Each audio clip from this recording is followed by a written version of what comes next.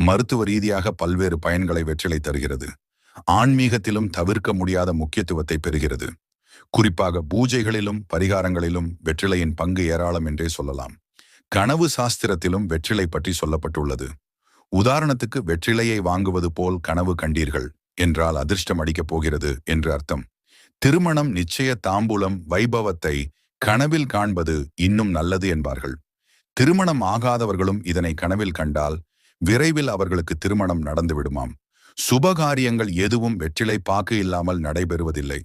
காரணம், வெற்றிலை நுனியில் லட்சுமி, மத்தியில் சரஸ்வதி, வெற்றிலை காம்பில் பார்வதியும் வாசம் செய்வதாக நம்பப்படுகிறது. வெற்றிலையை பயன்படுத்தும் போது 3 தேவிகளுமே ஆசீர்வாதம் செய்வார்கள் என்பது பக்தர்களின் நம்பிக்கையாகும். வாழ்க்கையிலும் வெற்றி, மங்களம், செல்வம் ஆகிய நிறைந்து இருக்க வேண்டும் என்பதற்காகவும் வெற்றிலை பாக்கு அர்ச்சனைக்கு வைத்து வழிபடுகிறார்கள். அதேபோல பரிகாரத்திலும்